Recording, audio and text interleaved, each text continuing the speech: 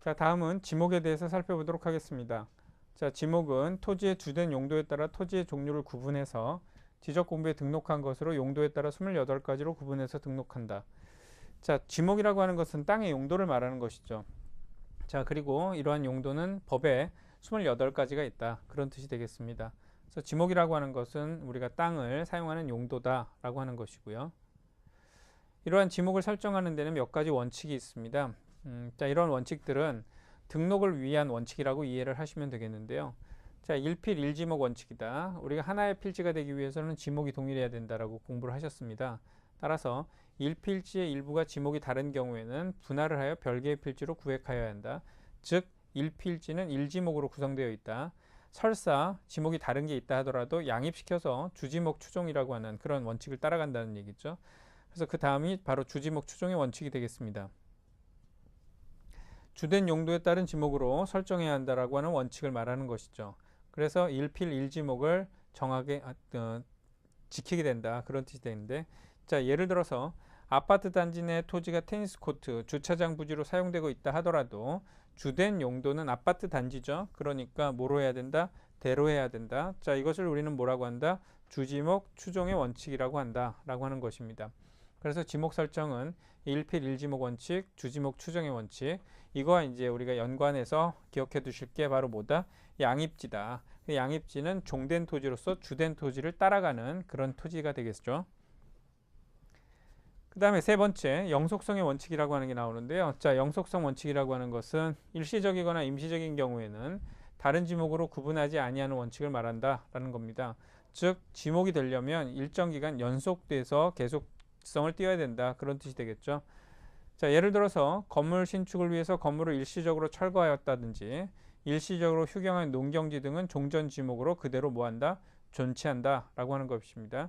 일시 변경 불가한다. 그런 의미가 되겠습니다. 자, 그 다음 네 번째, 사용목적 추정의 원칙이다 라고 되어 있는데요. 자, 사용목적 추정의 원칙이라고 하는 것은 그 토지를 궁극적으로 어떤 용도로 쓸 것이냐 라고 하는 거에 따라서 그 지목을 설정해야 된다라고 하는 그런 원칙을 말합니다. 그래서 사용목적 추정의 원칙, 도시개발, 토지구획정리, 농지개량사업 등의 완료로 조성된 토지는 그 사용목적에 따라 지목을 설정해야 한다라고 하는 원칙을 말한다라는 거죠. 그래서 도시개발, 구획정리, 농지개량사업 등의 완료로 조성된 토지는 그 사용목적에 따라서 지목을 설정하기 때문에, 자, 예를 들어서 어떤 택지를 조성하기 위해서 만약에 공사를 한다라고 그러면 택지는 결국에 지목이 대가 돼야 되기 때문에 대로 지목 설정할 수 있다라는 얘기입니다. 우리가 그것을 사용 목적 추정의 원칙이다라고 얘기를 하는 것이죠.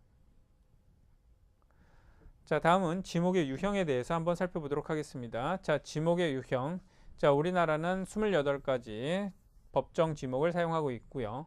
그 다음에 지목은 한 필지에 하나씩 해야 된다. 1필 1지목의 원칙을 따르고 있다. 이런 뜻이고요.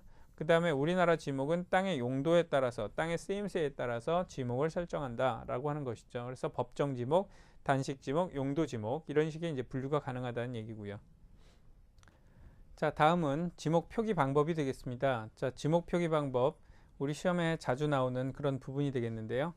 자, 먼저 두문자 및 차문자 표기 지목이다 라고 되어 있습니다. 자, 두문자는 이제 머리 앞쪽에 글자를 따서 쓴다 라고 하는 그런 뜻이 되겠는데, 자, 예컨대 과수원이 있으면 이때는 두문자를 따서 쓰니까 과라고 쓴다, 그런 뜻이 되겠습니다. 자, 요거는 무슨 차이가 있냐면 대장에는 정식 명칭을 쓰지만 도면에는 부호를 씁니다. 과수원이라고 하는 전체 글자를 다 쓰면 아무래도 도면을 보기가 조금 불편해지니까 간략하게 나타내기 위해서 부호를 쓰게 되는 거죠. 이때 부호가 앞 글자를 쓸 경우에 이제 두 문자를 쓴다, 이렇게 표현하는 것이고요.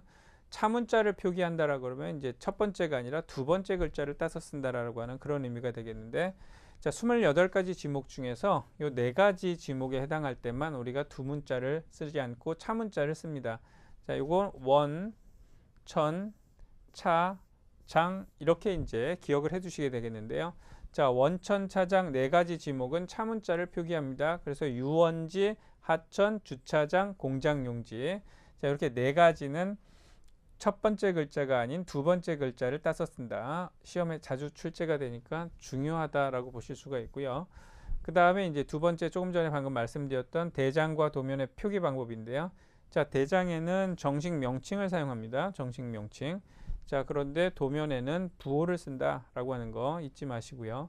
그 다음에 대장과 도면 외에 경계점 좌표 등록부라고 하는 지적 공부도 하나 더 나오는데, 자, 경계점 좌표 등록부는 지목을 표기하지 않는 장부가 되겠습니다.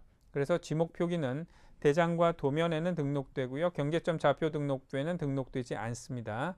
자, 여기에 우리가 지목 표기와 관련된 아주 중요한 내용이 되겠고요. 자, 그 다음에 이제 지목은 28가지 지목이 있다라고 그랬는데 그 28가지 지목은 우리가 하나하나 살펴보도록 하겠습니다.